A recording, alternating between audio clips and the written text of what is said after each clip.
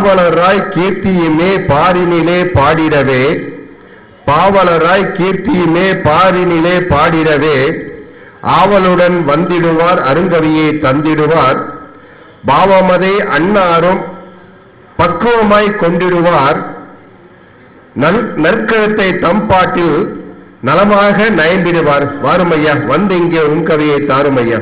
மாமணி அவர்கள் எனக்கு பல ஒரு 30-25 வருடங்கள் மேலாக நல்ல பழக்கம். அவர் என்னை எப்பவுமே பாட சொல்வார். எங்கள் தமிழ்நாடு கலை இலக்கிய பெருமன்றம், இலக்கிய சந்திப்பு, எங்கே எந்த அமைப்பு இருந்தாலும் வந்துடுவார். அவருடைய இந்த நிகழ்வுக்கு எனது நெகிழ்வான வணக்கங்களை தெரிவித்துள்ளேன். இந்த பாடல் அந்த காலத்தில் சொல்லுவாங்க ஆங்கிலத்தில் டைட்டில் சாங் அந்த மாதிரி போகும்.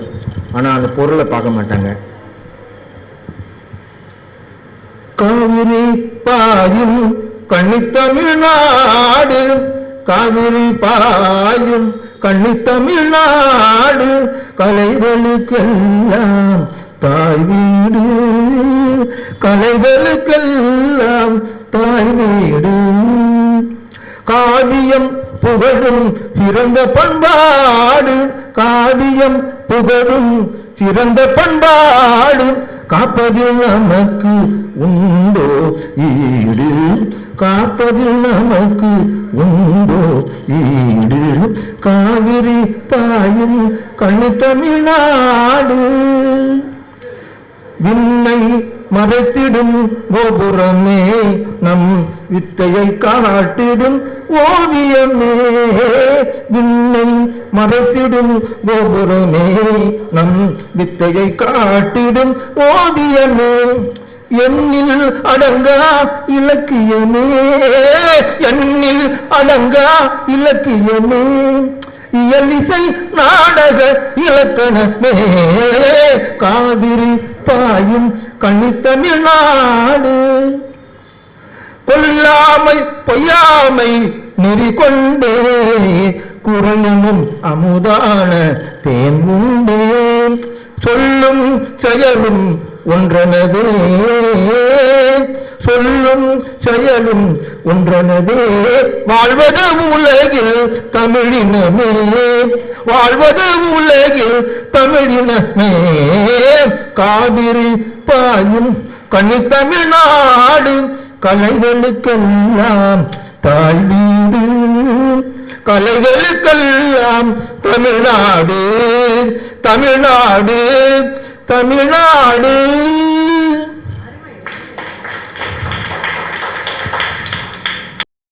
மாணவ செல்வங்களுக்கு என் அன்பும் வணக்கம் வாழ்த்துக்களும்.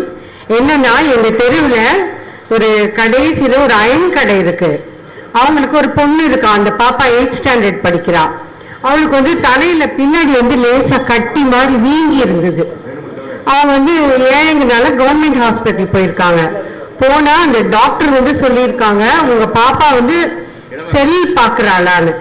ஆமான்னு சொன்ன உடனே ஒரு 10 days அவளை பார்க்க, சீரியஸா சொல்றேன் நான், எல்லாருமே பாக்குறோம், நானும் தான். அப்புறம் ஒரு 10 days அந்த செல்லை நீ பார்க்காம கொண்டு வாங்க. அவங்க சிம்டம் எல்லாம் கேட்டிருக்காங்க, எப்படி வலிக்குது, பின்னாடி வலிக்குதா, ஜுரம் அடிக்குதா அப்படிலாம் கேட்டா அதுக்கு எதுவும் இல்லை. கடைசியில பார்த்தா அவங்க ஒரு 1 month அந்த பாப்பா செல்லே எடுக்கல. அந்த தலை வீக்கம் நானும் பார்த்தேன், ரொம்ப கவலையா இருந்தது. அந்த தலை வீக்கம் சரியா போச்சு. இப்ப அந்த பாப்பா கால் வந்தா கூட எடுக்க மாட்டேங்குதான், பயப்படுதான். அந்த செல்ல பார்த்து அந்த குழந்தை பயப்படுதான். இது ஒரு புது வியாதி, அதனால ரொம்ப ஜாக்கிரதையா இருங்க. வாழ்த்துக்கள் ராஜன், நிறைய மார்க் வாங்கியிருக்காங்க, ரொம்ப ரொம்ப வாழ்த்துக்கள். நிகழ்ச்சியினுடைய நிறைவுக்கு வருகிறோம். மாமணியினுடைய புகழை நாம் சொல்லிக்கொண்டே வருகிற போது, மாமணி அவர்கள் ஒருவருக்கு பெயர் சூட்டி இருக்கிறார் என்று சொன்னால் நந்தகுமாரனை கோளரசனாக மாற்றியிருக்கிறார். அந்த கோளரசன் மாமணியினுடைய இறுதி செல்லப்பிள்ளை. அந்த வகையிலே அவர் இப்போது நன்றியுரை கூறுவார்.